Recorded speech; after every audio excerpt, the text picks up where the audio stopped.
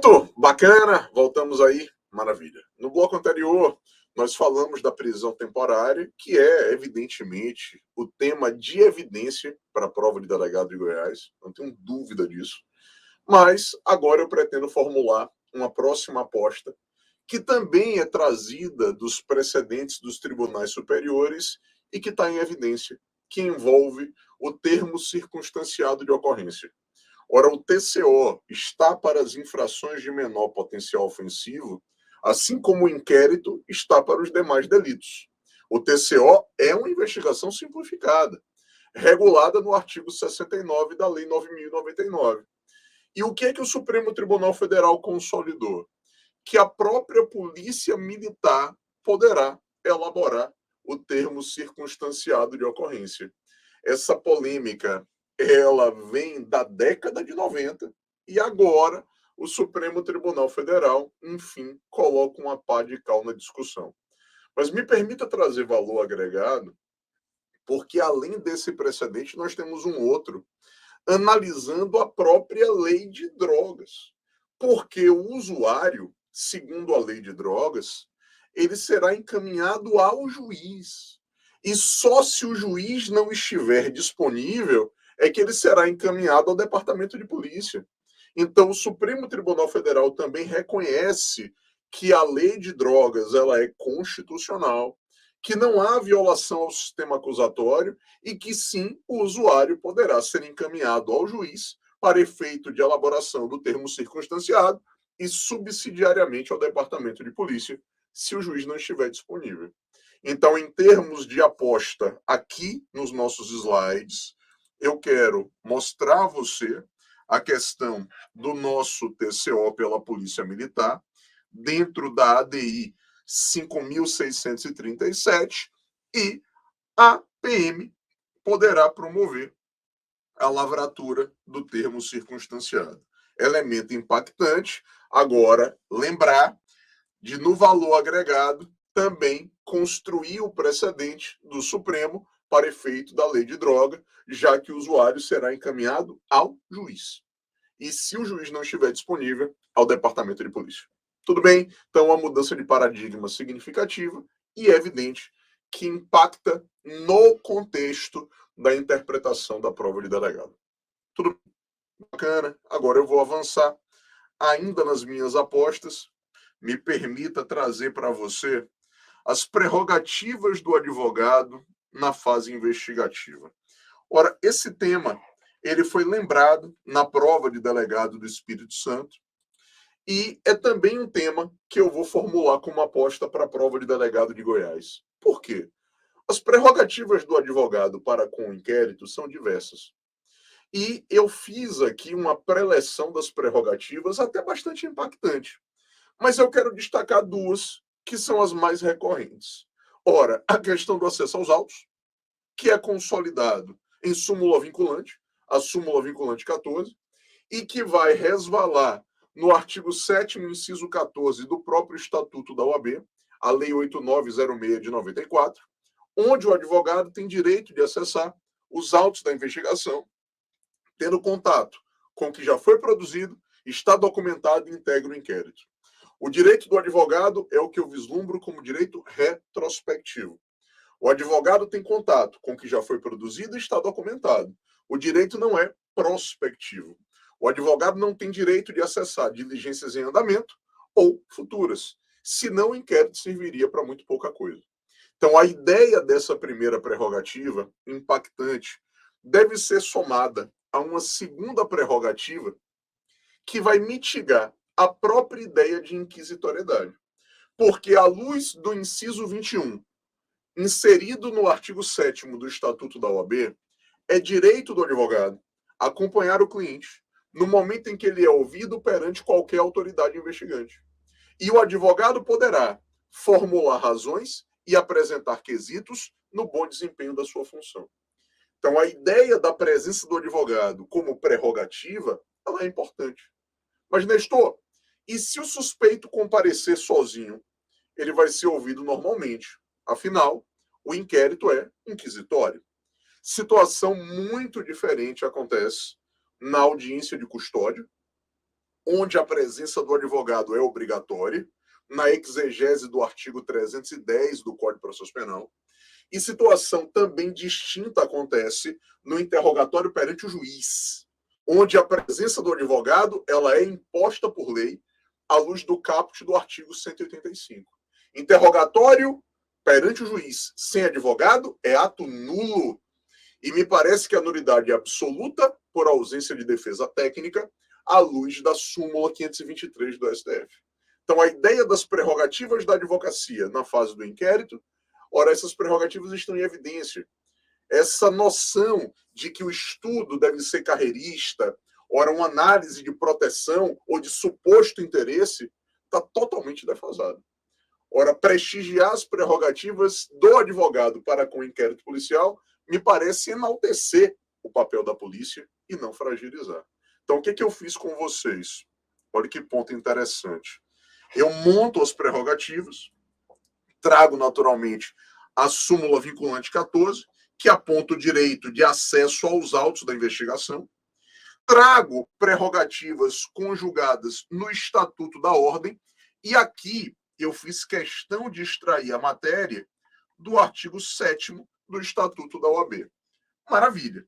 Ora, livre ingresso em delegacia, comunicação com o seu cliente, prática de ato ou colheita de prova ou informação útil ao exercício da atividade profissional, e as duas prerrogativas mais impactantes, que é exatamente o exame dos autos da investigação, que vem lá do artigo 7º, inciso 14, deixa eu só fazer a correção, pronto, e aqui, ora, acompanhar o cliente no momento em que ele é ouvido perante qualquer autoridade investigante, artigo 7º, inciso 21, sendo que, se o advogado for obstaculizado, haverá nulidade absoluta daquele ato e dos demais atos que dele decorrem por força do princípio da consequencialidade.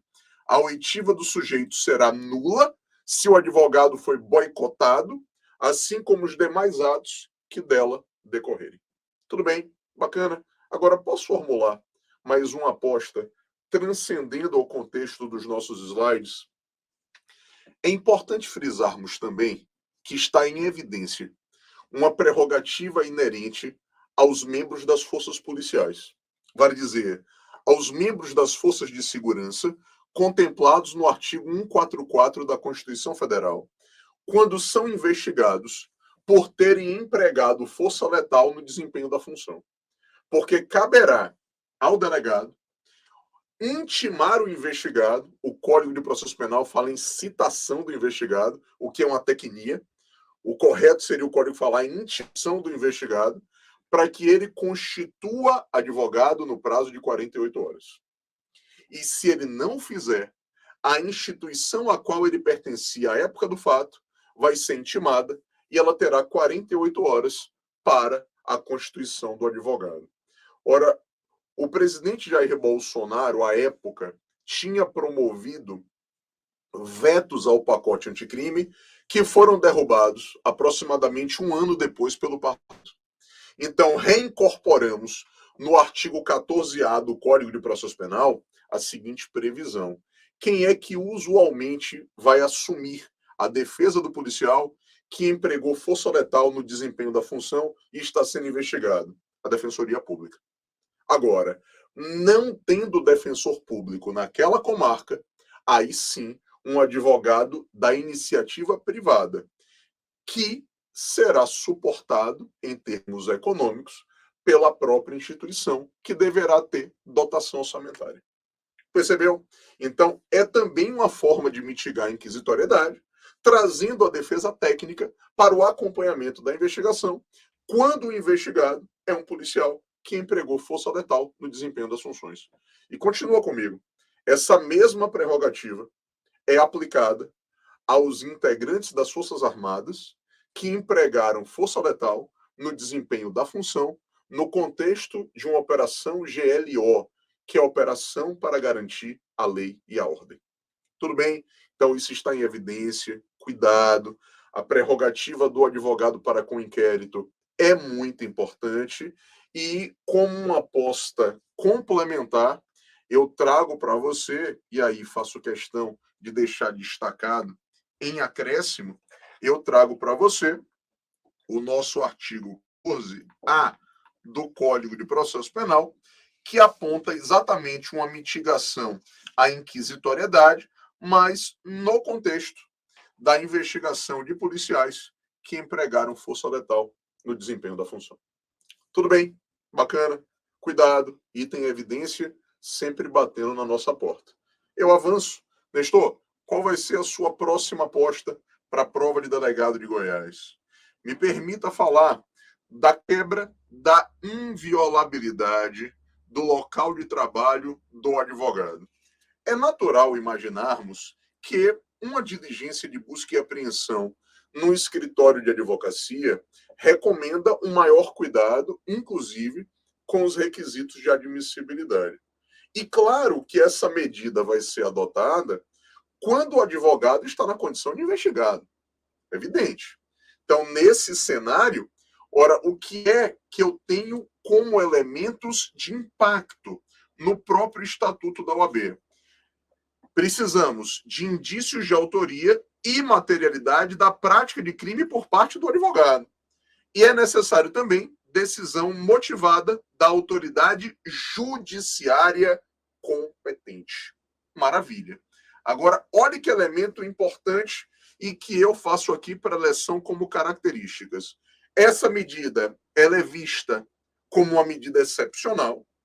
Ela não é admitida quando fundada exclusivamente em elementos produzidos mediante declaração de colaborador sem confirmação por outros meios de prova, e é necessário preservarmos a cadeia de custódia da prova e o sigilo do conteúdo.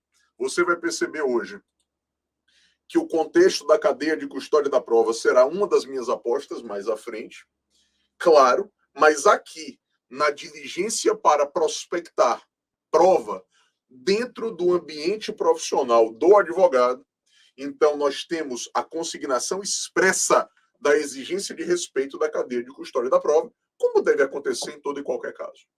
Tudo bem? Bacana? Então, cuidado com essa referência.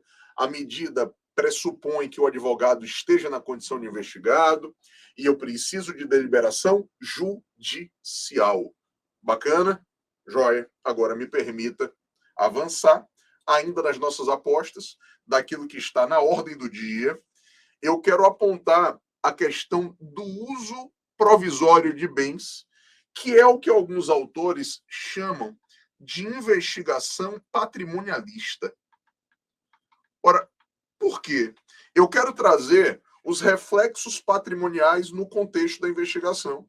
Nós temos acompanhado que as medidas de natureza real, medidas de constrição patrimonial, são reguladas no Código de Processo Penal como medidas assecuratórias.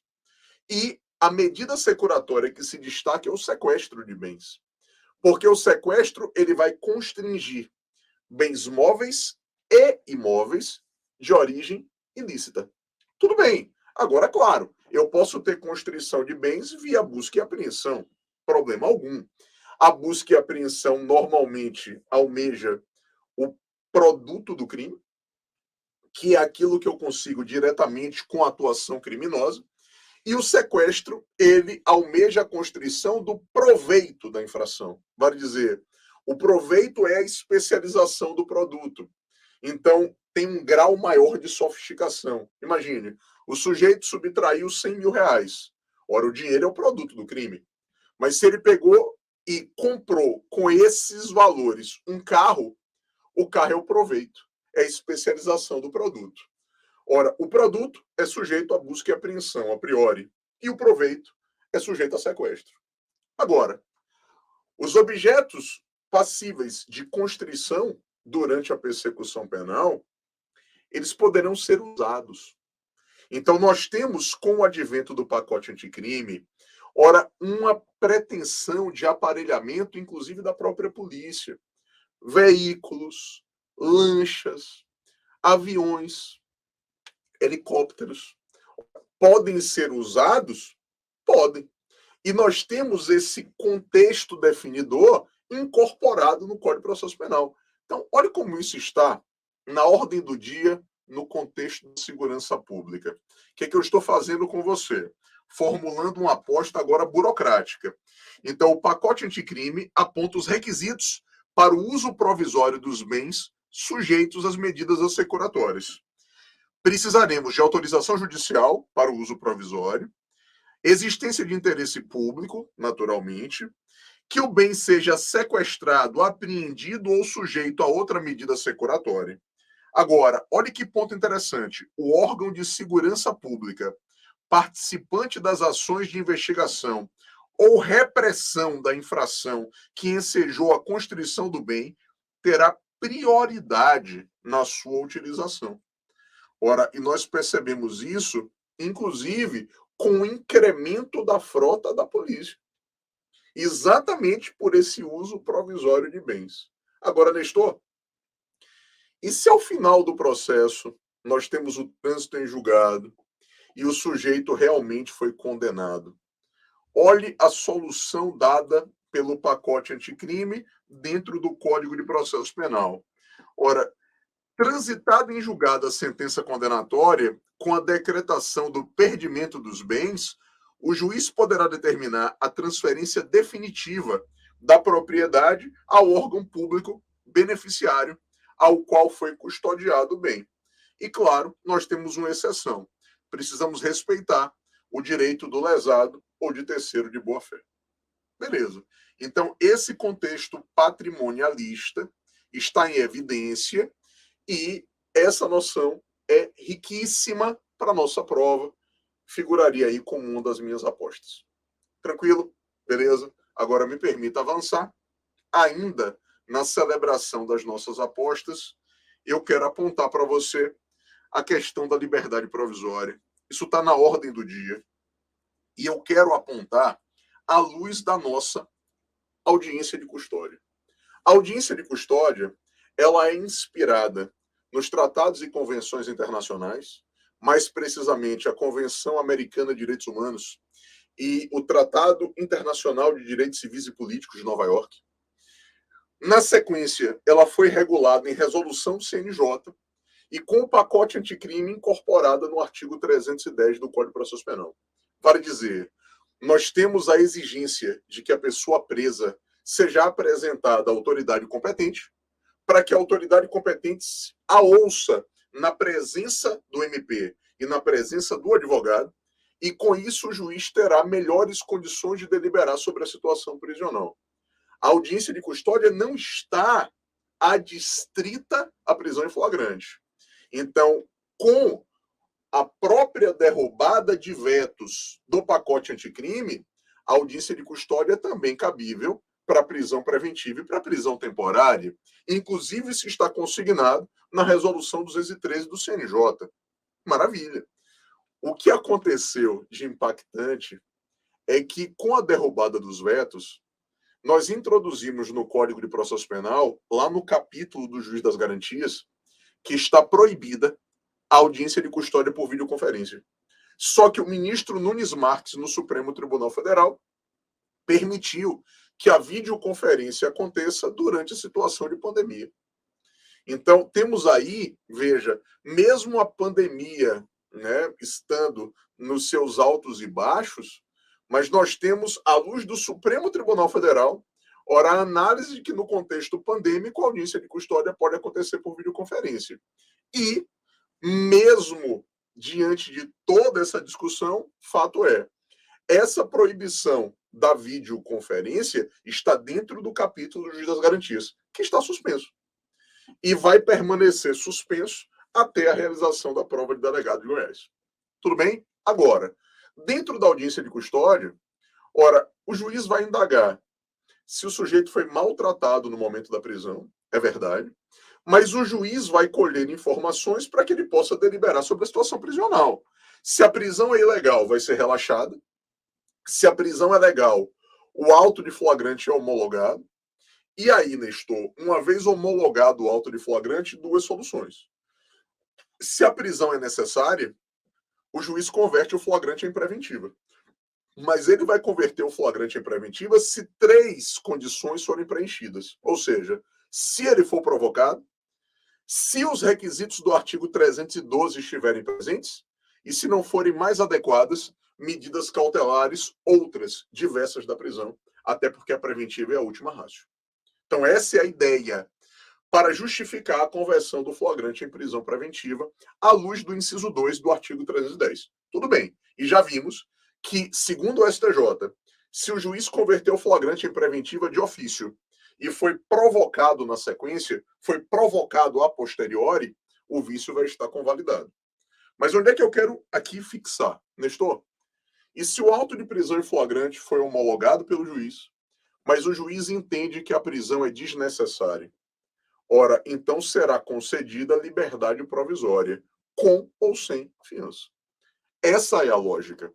A grande sacada aqui é que a liberdade provisória sem fiança no Brasil, ela é mais popular do que a liberdade mediante fiança. Porque os fundamentos da liberdade provisória sem fiança são 2. Ora, tem direito à liberdade provisória sem fiança o sujeito que agiu amparado por qualquer excludente de ilicitude, é o que está no parágrafo 1º do artigo 310. E tem direito à liberdade provisória sem fiança o sujeito que foi capturado em flagrante legalmente, mas que não preenche os requisitos da preventiva. É o que você extrai do artigo 321 do Código de Processo Penal. Percebeu? Bacana? Agora, qual é o elemento de impacto e que me chama a atenção máxima? O pacote anticrime, de maneira desastrada, introduziu o parágrafo 2º no artigo 310 do CPP, e ele veda peremptoriamente liberdade provisória quando o sujeito é reincidente, quando o sujeito é integrante de organização criminosa armada, quando o sujeito é miliciano e quando o sujeito é portador de arma de fogo de uso restrito. Então, são 4 situações, na minha ótica, inconstitucionais. A doutrina vem suscitando essa inconstitucionalidade, mas ela está lá. Ora, a previsão está no Código, no parágrafo 2º 310, e figuraria como minha aposta cirúrgica, porque o CPP veda peremptoriamente liberdade provisória nessas situações. Então, eu trago para você exatamente o contexto do artigo 310, apontando que o juiz está autorizado a conceder, na própria audiência de custódia, liberdade provisória com ou sem fiança, se a prisão legal é desnecessária. Agora, ora, o nosso código veda liberdade provisória para o reincidente, para o integrante de organização criminosa armada e para o miliciano e para o portador de arma de fogo de uso restrito. Essa inconstitucionalidade é discutida na doutrina? Mas ainda não foi declarada pelo Supremo. E a matéria é tratada no parágrafo 2º do artigo 310 do CPP. O grande ponto de atenção, e que eu lhe chamo aqui de maneira efusiva, é que quando a gente fala da fiança, em que pese a fiança está escanteada no dia a dia, mas tem uma grande vantagem da fiança. Ora, o delegado é legitimado a arbitrar a fiança em crime com pena máxima de até 4 anos. É o que você extrai do artigo 322 do Código de Processo Penal. Então, o delegado está autorizado a arbitrar a fiança? Está, em crime com pena máxima de até 4 anos. Se a pena máxima é superior a 4 anos, não é que o crime seja inafiançável, mas nesse caso, só o juiz poderá arbitrar. Beleza? Agora, se o sujeito for flagranteado descumprindo medida protetiva de urgência, o delegado não pode arbitrar fiança nesse tipo penal. Nesse caso, à luz da especificidade da Lei Maria da Penha, só o juiz poderá fazê-lo. Tá claro? Bacana. Agora me permita avançar. Ainda na celebração das nossas apostas, eu vou adiante e quero trazer para você a ideia da captação ambiental. Ora, isso é muito bacana porque é uma novidade trazida pelo pacote anticrime. A captação ambiental, ela era pautada num cenário mais preciso de combate ao crime organizado. Agora, a captação ambiental foi inserida na Lei 9296 de 96, que é a lei que trata de interceptação telefônica. Então, a captação de som e imagem em ambiente, ela está regulada no contexto da Lei 9296. E quais serão as minhas apostas aqui?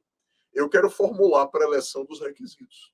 Então, para você ter atenção, olha o cuidado. Veja, para a captação ambiental, veja, primeiro requisito importante, a prova não pode ser feita por outros meios disponíveis e igualmente eficazes. Ou seja, se eu tenho outro meio de prospecção probatória à disposição, a captação ambiental não pode ser vista como um atalho, não pode ser adotada como política do menor esforço.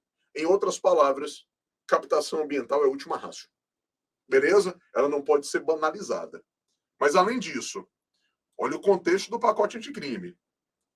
Para ter captação ambiental, eu preciso de elementos probatórios razoáveis, de autoria ou participação em infrações criminais cuja pena máxima seja maior do que 4 anos. Então, X maior do que 4 anos, ou em infrações penais conexas. Vale dizer, ora, o artigo 8º-A da Lei 9296 já consagra aqui a serendipidade. Vale dizer, a captação ambiental valerá como prova, mas ela precisa ser determinada em crime com pena máxima maior do que 4 anos. E, além disso, ela também vale como prova para os eventuais crimes conexos revelados nessa captação. Essa é a ideia. Então, sensacional. Porque na interceptação telefônica, nós não tínhamos esse nível de preciosismo na lei. Ora, quem construiu esse raciocínio foi a doutrina, Vicente Greco, Luiz Flávio.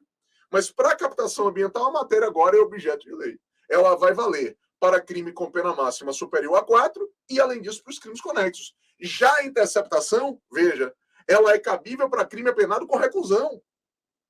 Então, a qualidade da pena é que é o elemento decisivo para a gente aferir se cabe interceptação. Crime apenado com reclusão. Já a captação ambiental, não. O critério adotado é quantitativo.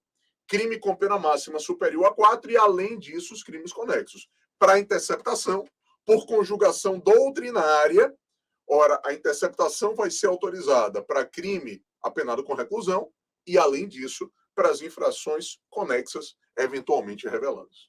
Tudo bem? E, olhando para a nossa captação ambiental, o que é que eu preciso destacar? Ora, captação ambiental feita por um dos interlocutores sem prévio conhecimento da autoridade policial ou do Ministério Público poderá ser utilizada em matéria de defesa quando demonstrada a integridade da gravação. Beleza? Fica a referência dentro do cenário da Lei 9296. Beleza. E eu quero fazer ainda uma aposta no contexto da interceptação telefônica, agora extraída de informativo do Supremo. Por quê?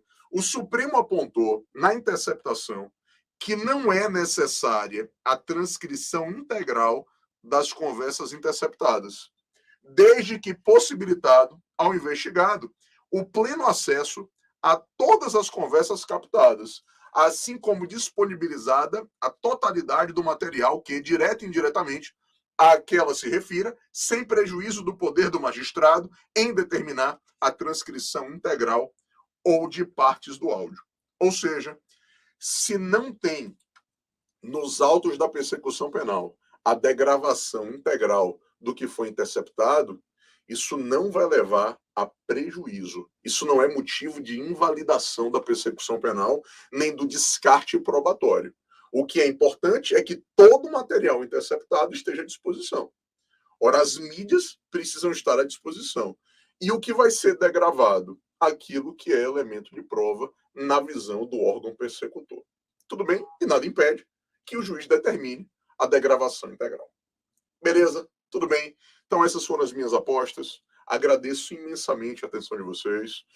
Uma excelente prova e atenção dentro das projeções de jurisprudência que a gente trouxe, exatamente porque é o que tem de mais novo, é o que está na ordem do dia na dinâmica do direito processual penal.